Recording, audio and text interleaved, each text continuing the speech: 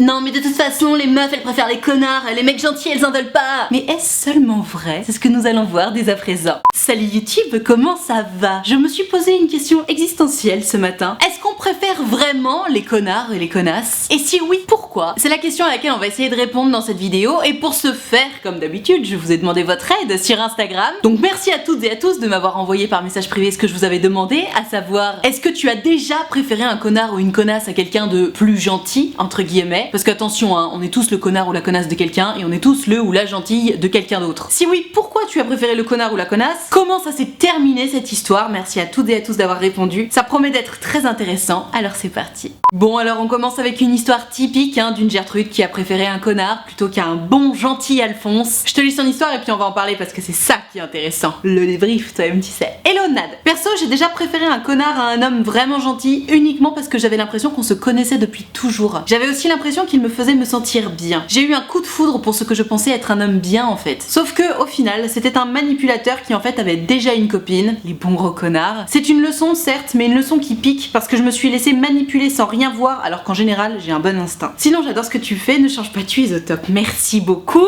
Hashtag c'est la vie. Ma Gertrude, merci pour ce témoignage qui manque un peu de détails, disons-le, mais bon, c'est pas grave, c'était la première histoire qui m'avait été envoyée. Ton histoire me permet de souligner une bonne chose pour tout le restant de cette vidéo. Le souci, à mon sens, dans le fait que on préfère les connards ou les connasses, c'est pas tant que ce soit vrai, parce qu'en réalité personne ne préfère les connards ou les connasses, c'est plutôt la poudre aux yeux qu'on va t'envoyer. C'est exactement ce que tu me racontes, ma Gertrude. Tu me dis que t'avais l'impression qu'il te faisait te sentir bien, tu me dis que t'avais l'impression que c'était un mec bien, t'as eu un coup de foudre pour ce que tu croyais être un homme bien, alors qu'en réalité c'était un connard qui se foutait de ta gueule et qui te mentait. C'est la raison pour laquelle j'attire vraiment ton attention là-dessus, toi qui penses que de toute façon on préfère les connards ou les connasses, blablabla. C'est pas vrai en fait. Le souci c'est que les connards ou connasses, comme on le dit, ce sont des personnes souvent charismatiques, manipulatrices malheureusement au passage, et qui du coup savent tout à fait mener leur petit monde. Ce sont des gens qui savent envoyer de la poudre aux yeux. Ce sont des gens qui savent dire ce qu'on a envie d'entendre. Ce sont des gens qui savent se faire désirer, attention. Et le pire, c'est qu'on n'est même pas dans le un peu mais pas trop. Ils se font désirer 90% du temps pour donner 10% du temps, alors que normalement on est dans un 50-50, voire plutôt un 70% je donne et un 30% je me fais désirer. Le souci du connard ou de la connasse, c'est que cette personne sait très bien se faire désirer. Et plus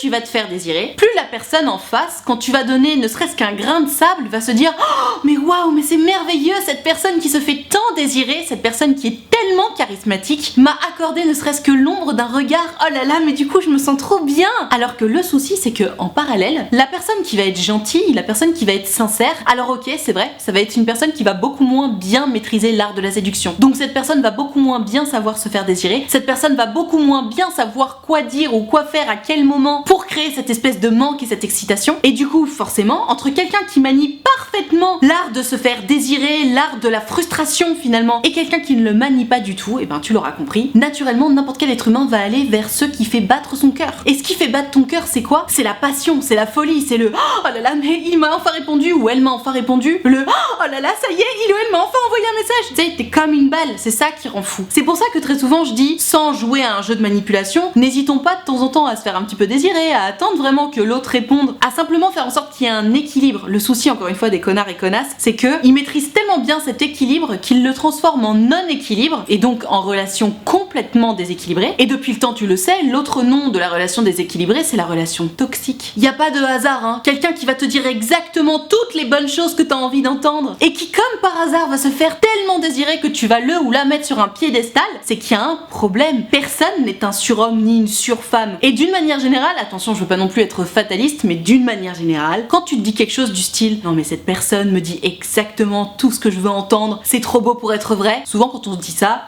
c'est qu'effectivement c'est trop beau pour être vrai. C'est un peu comme si tu trouvais une Rolex par terre, t'as quand même 1000 chances sur 1000 pour qu'elle soit fausse, tu vois, c'est un peu le même délire. Donc merci pour ton histoire ma Gertrude, parce qu'elle me permet de souligner que effectivement c'est pas tant qu'on préfère les connards, évidemment non, ni les connasses d'ailleurs, tout le monde a envie de trouver enfin quelqu'un avec qui on se sente bien, quelqu'un avec qui on puisse créer une histoire, et une histoire durable si possible. C'est juste que malheureusement les connards et les connasses sont souvent, encore une fois, des êtres particulièrement charismatiques et manipulateurs. Et du coup, charismatique plus manipulateur, malheureusement ça t'envoie toute la poudre aux yeux du monde. Et du coup, la personne qui, elle, va être peut-être un peu moins charismatique et surtout beaucoup moins manipulatrice, et ben elle va pas arriver à la cheville du connard ou de la connasse en termes de poudre aux yeux, puisque cette personne est simplement vraie. C'est sûr que quand tu te rajoutes des artifices, c'est facile hein, d'être au-dessus. Mais par contre, derrière, tu peux évidemment pas tenir la distance. Et donc la personne qui s'est reçue toute la poudre aux yeux, elle fait what the fuck? On m'avait pas promis ça du tout. Alors que si t'avais préféré la personne qui avait l'air un petit peu moins enchantresque que celle qui était en train de te manipuler au moment précis, et bien peut-être que t'aurais été moins déçu. Ça se discute sur le papier parce que évidemment, si tu te retrouves face à deux personnes que tu kiffes, mais il y en a une qui te fait quand même vachement plus vibrer que l'autre, bien entendu, naturellement, tant que t'es pas allé au bout du truc pour capter si c'était un connard ou une connasse, tu vas aller vers cette personne. Donc c'est pour ça que je dis que ça se discute naturellement, on va forcément aller vers la personne qui nous attire le plus et c'est normal. Mais du coup, pour essayer de contrer ça, peut-être que la solution finalement, c'est d'essayer d'analyser au moment où on se sent attiré par une ou plusieurs personnes, du coup, de ce qui nous attire vraiment. Est-ce que c'est potentiellement de la poudre aux yeux? Est-ce que c'est seulement des mots, tu sais, qui font que oh là là, je me sens trop saucée? Est-ce que c'est parce que cette personne se fait beaucoup désirer? Tu sais, cette personne te met souvent des lapins, du coup tu te dis oh là là, mais c'est hyper compliqué de voir cette personne. Oh, mais alors ça veut dire que la prochaine fois que je la verrai, ce sera vraiment un honneur. Ou alors, est-ce que t'es vraiment saucé parce que la personnalité de cette personne te rend dingue? Parce que par ses actions, par ses gestes, tu t'es dit mais waouh, c'est exactement ce que je recherche. Alors cette capacité d'analyse, je te l'accorde, est très difficile à avoir. Ça s'améliore avec le temps, mais voilà, si jamais tu te retrouves dans cette situation-là, face à deux personnes, dont une qui a l'air quand même de t'envoyer pas mal de poudre aux yeux et l'autre qui a l'air peut-être un peu plus fade, mais qui potentiellement pourrait être un peu plus authentique, à toi de réfléchir à ça, parce que ça pourrait t'éviter beaucoup de larmes, et puis surtout ça pourrait t'éviter de passer à côté d'une très belle histoire d'amour au lieu de partir avec un connard ou une connasse. On passe à l'histoire suivante.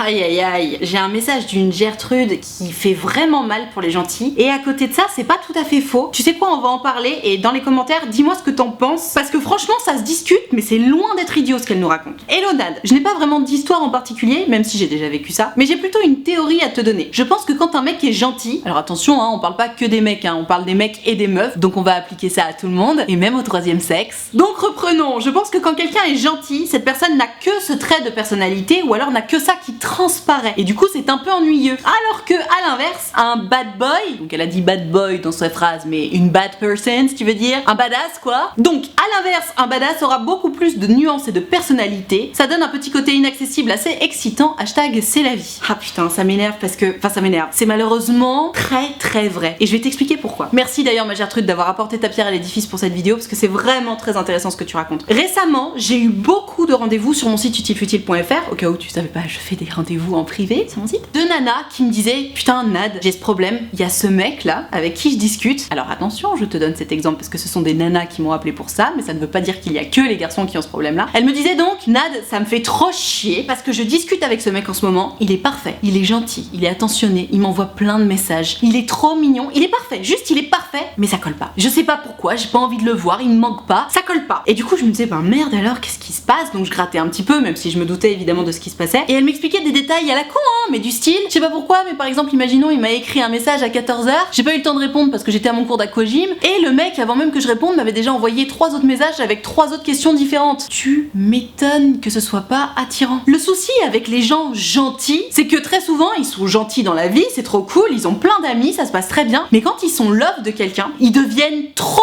gentils. Pourquoi? Parce que comme être gentil ou gentille, ça fait partie de leur personnalité, quand ils aiment quelqu'un, qu'est-ce qu'ils ont envie de faire? Ils ont envie de se montrer sous leur meilleur jour. Et donc forcément, comme c'est une carte hyper importante de leur personnalité, bah ils montrent qu'ils sont gentils les gentils. Sauf que le souci c'est que les gentils ne se rendent pas compte d'à quel point on sait déjà qu'ils sont gentils. Et du coup, un gentil qui va essayer de montrer à quelqu'un qu'il ou elle est gentil ou gentille, ça va donner un excès de gentillesse qui va dégouliner et qui va presque se transformer en côté collant ou envahissant. C'est ça le problème en fait. Et d'ailleurs avec ces jeunes femmes qui m'avaient contacté sur mon site, je leur avais donné cette métaphore que j'avais trouvée tellement vraie. Tu sais, on aime tous manger, et quand ton plat manque de sel, on aime tous rajouter un petit peu de sel. Même si c'est pas bon pour la santé, toi-même tu sais, on aime bien en rajouter un peu. Sauf que on est d'accord que tu vas préférer un plat pas du tout salé à un plat beaucoup trop salé. Parce que le plat qui va être beaucoup trop salé, je suis désolée mais il devient immangeable. Trop de sel, c'est immangeable. Alors qu'un plat qui va manquer de sel, bon bah ça fait chier, ça manque de sel, ça a pas beaucoup de goût, mais au moins c'est mangeable. Et ben dans ce que je viens de te dire, compare le sel à la gentillesse. Un mec ou une meuf qui va pas être gentil du tout, ou bref quelqu'un qui va être un connard ou une connasse, ça va être beaucoup plus facile à digérer que quelqu'un qui va être trop gentil et trop envahissant. C'est pour ça hein, que j'arrête pas de dire un peu mais pas trop, faut trouver l'équilibre. Le souci des gentils, c'est que d'un plat parfait parfaitement équilibré, il passe à un plat beaucoup trop salé parce que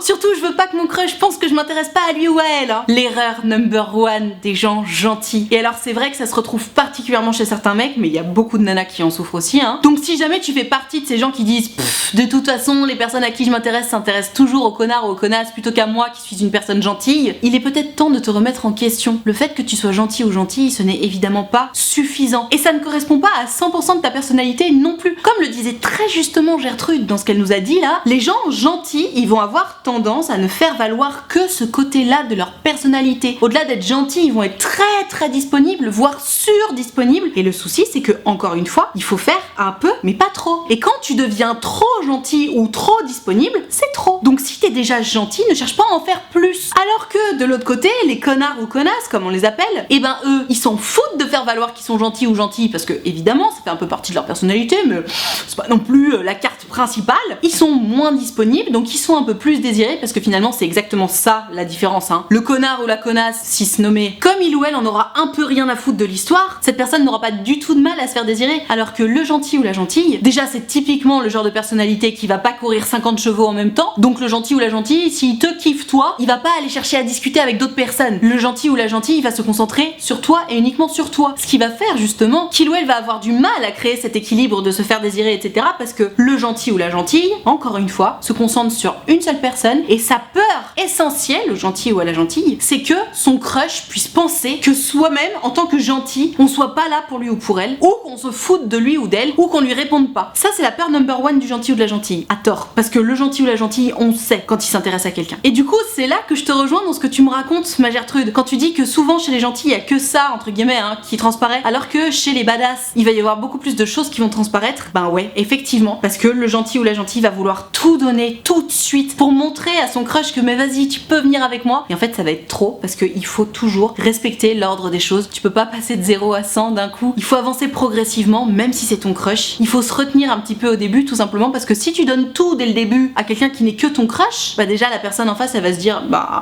y a pas de jeu, y a pas de jeu de séduction, y a aucun challenge quelque part. Et au-delà de ça, surtout, si cette personne me donne déjà tout alors qu'on est même pas ensemble, bah ça veut dire que cette personne aurait déjà tout donné à n'importe qui alors qu'ils étaient pas ensemble. Donc ça veut dire que je suis pas unique, donc ça me renvoie une image un peu négative de moi, donc ça m'intéresse pas. Alors que le connard ou la connasse, clairement, c'est quelqu'un qui n'est jamais prêt à tout donner. Et du coup, là, je peux te dire qu'il y a du challenge. Et donc la personne se dit oh là là, mais ça veut dire que le jour où cette personne me donnera un grain de sable, ce sera comme si c'était un énorme rocher. En fait, si tu veux résumer en façon mathématique et commerciale, c'est vraiment le rapport entre l'offre et la demande. Un gentil, il a énormément à offrir et du coup, bah, t'as plus grand chose à demander en tant que crush. Alors que le connard ou la connasse, il a tellement peu à donner parce qu'il ou elle s'en fout un peu en réalité que la demande du coup est énorme. Et donc toi en tant que crush t'es là genre quand est-ce que je vais avoir quelque chose, ma dose.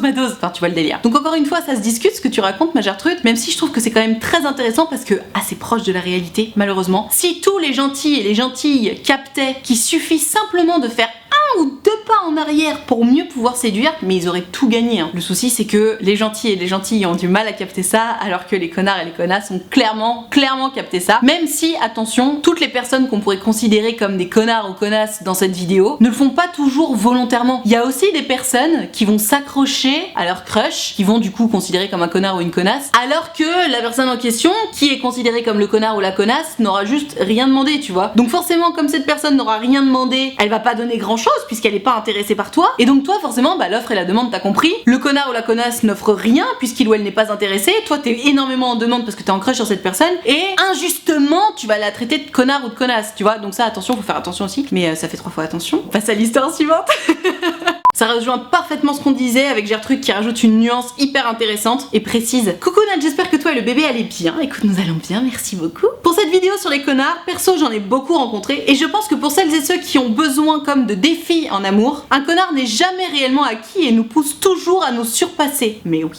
Je pense que c'est pour ça que moi je préfère les connards, hashtag c'est la vie, signé Gertrude. Bon, et bah écoutez, ça a le mérite d'être clair. Effectivement, ça rejoint parfaitement ce qu'on se disait tout à l'heure. Le souci avec le connard ou la connasse, si t'es en crush sur un connard ou une connasse, c'est que en réalité, soit ça va être quelqu'un qui n'est pas intéressé par toi, c'est ce que je disais à la fin de la question précédente, soit c'est quelqu'un qui fait genre il ou elle s'intéresse à toi alors qu'en fait il ou elle a déjà 50 milliards d'autres plans. Du coup, toi, en tant que soupirant ou soupirante, tu vas te dire oh là là, j'ai besoin d'en faire toujours plus pour que le connard ou la connasse me regarde. Et donc c'est challenging, et donc t'es comme une balle, et je te dis, t'es un peu en mode oh, ma dose. Pars au opposition au gentil ou à la gentille qui, lui ou elle, lorsque tu vas faire un pas vers lui ou vers elle, va en faire 3 pour toujours te montrer qu'il ou elle est gentil, qu'il ou elle est présent et qu'il ou elle a envie d'être avec toi. Attention, si jamais tu te rends compte que t'es un petit peu dans cette situation où tu as toujours besoin d'en faire plus, de te surpasser pour plaire à quelqu'un, rappelle-toi quand même que tu es tel que tu es et c'est à prendre ou à laisser. Se surpasser pour quelqu'un, bien sûr ça fait du bien, mais pose-toi toujours la question pour savoir si la relation est saine. Est-ce que cette personne est prête à se surpasser pour toi? Est-ce que tu es dans une relation d'équilibre ou est-ce que tu en fais beaucoup pour quelqu'un qui ne fait rien pour toi? C'est très important de se poser la question parce que je comprends tout à fait, ma Gertrude, ce que tu dis. Tu dis voilà, moi je préfère les connards parce que c'est challenging et que j'aime le challenge. Top, super. Mais ma Gertrude, tu sais que tu peux tout à fait trouver des relations saines et équilibrées dans lesquelles tu vas te sentir le besoin de te challenger et la personne va aussi se challenger pour toi. Et c'est là que ça va devenir excitant, c'est que vous allez être prêts à fournir les mêmes efforts l'un pour l'autre. Alors que dans la relation déséquilibrée avec entre guillemets le connard ou la connasse et toi, c'est que toi tu vas te challenger pour quelqu'un qui s'en fout, qui du coup évidemment va pas se challenger et en plus va pas du tout regarder ce que tu fais. Donc au-delà du côté excitant du challenge, c'est même pas valorisant puisque tu te challenges pour rien, puisque le connard ou la connasse s'en fout que tu te sois challengé. Tu vois ce que je veux dire? Donc attention, c'est pas parce que dans une relation avec un connard ou une connasse, tu as ce palpitant là que tu ne peux pas le retrouver dans une relation équilibrée et saine. Attention, il est tout à fait possible de retrouver ça dans une relation saine. C'est juste que dans une relation saine, tu n'auras pas cette frustration qui parfois va te rendre malheureux ou malheureuse. Parce que c'est ça le souci in fine. Si sortir avec un connard ou une connasse, ça rendait tellement fou d'amour et de joie, ce serait merveilleux. Je te dirais vas-y, sors avec tous les connards du monde. Ce qui est bien, c'est qu'il y en a à chaque coin de rue. Malheureusement, le souci c'est que ok, on a des papillons dans le ventre et tout quand ces personnes daignent nous répondre ou nous envoyer ne serait-ce qu'un message, mais la vérité c'est que la relation est tellement déséquilibrée que tu as beaucoup plus de négatifs que de positifs. Et c'est là d'ailleurs que généralement les gens me sortent la fameuse phrase non mais on passe des bons moments aussi quand même. On passe des bons moments avec tout le monde. Même avec ton prof d'histoire, tu peux passer un bon moment si tu te démerdes bien. On passe des bons moments avec n'importe qui, tout le temps. Le fait de passer des bons moments, c'est pas une raison pour rester. La raison pour rester, c'est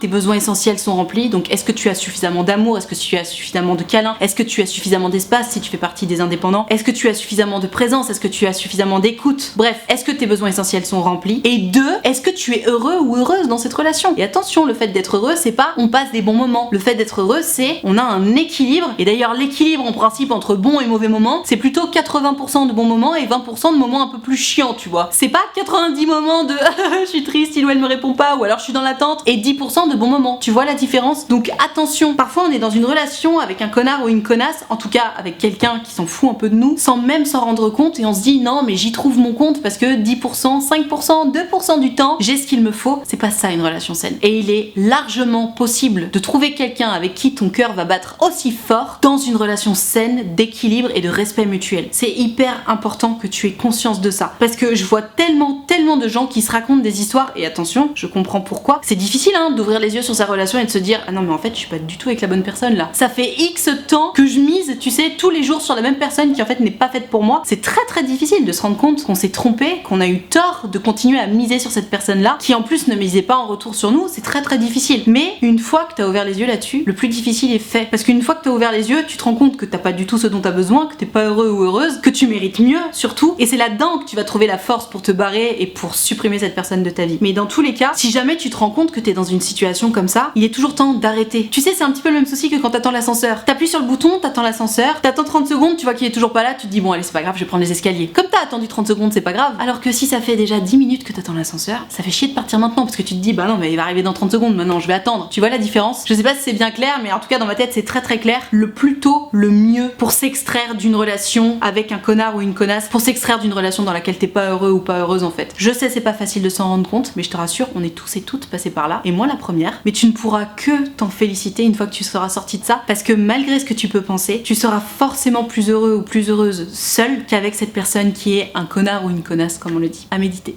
Avant d'arrêter cette vidéo, j'aimerais bien faire une petite conclusion, parce que pourquoi pas, je fais rarement des conclusions. Après tout, j'ai oublié de mettre paf. Mon dieu, j'ai honte. Et personne ne l'a vu en plus dans la vidéo. Mais hashtag j'ai vu dans les commentaires si t'as vu que j'avais oublié paf.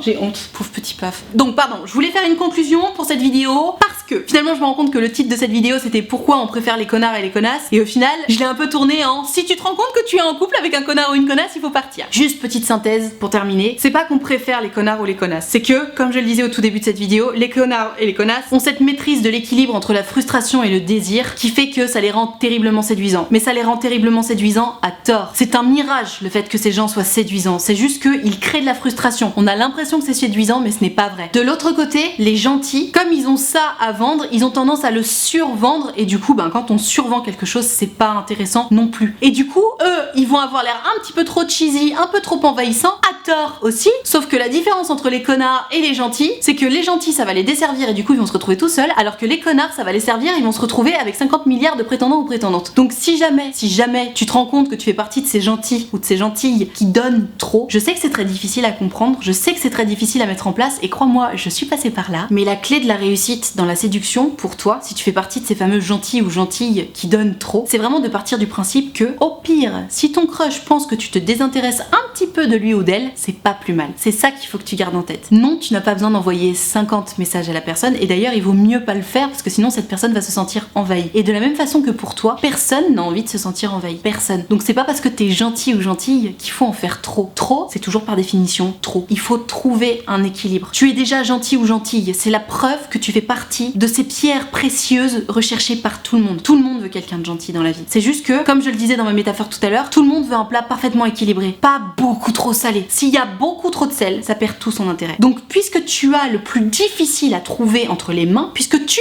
es ce que tout le monde recherche, fais en sorte de te mettre en valeur et fais en sorte de ne pas spolier le précieux joyau que tu es toi-même. Mets-toi en valeur, donne-en un petit peu, mais pas trop. Sois gentil ou gentille, mais pas trop. Comporte-toi simplement comme tu te comportes dans la vie et n'en donne pas trop comme ce que tu as envie de faire, parce que trop, ça n'intéresse personne. Et trop, ça rend ce joyau précieux complètement commun et lourd et sans intérêt, ce qui n'est pas du tout le but. Donc si tu fais partie de ces gentils et gentilles qui souffrent de voir que c'est toujours les connards ou les connasses qui récupèrent le gros lot, apprends à te rééquilibrer. Apprends à te rappeler que, encore une fois, si ton crush peut penser quelques secondes, voire quelques heures, voire quelques jours que non mais là tu te désintéresses un peu, ce n'est pas plus mal. Tout simplement parce que un peu, mais pas trop. Et il ne s'agit évidemment de manipuler personne, juste d'apprendre à gérer ton super pouvoir de gentillesse, c'est tout. Et t'inquiète pas qu'une fois que vous serez ensemble, t'auras tout le loisir de donner toute la gentillesse et la disponibilité dont tu sais faire preuve. Mais pour l'instant, ne donne pas tout et ne donne pas encore plus que tout à quelqu'un qui ne t'a encore rien donné. Tout simplement parce qu'il faut savoir équilibrer les relations. Et si t'es trop gentil, quelqu'un d'entre guillemets lambda, ce sera déjà déséquilibré. Donc contente-toi d'être lambda au début, lambda plus si tu veux, et après tu verras, les choses évolueront. C'est ça le secret des gens trop gentils. Et si t'as compris ce que j'essayais d'expliquer dans cette vidéo, parce que c'est très difficile à expliquer, t'es le roi du pétrole ou la reine du pétrole, c'est toi qui choisis.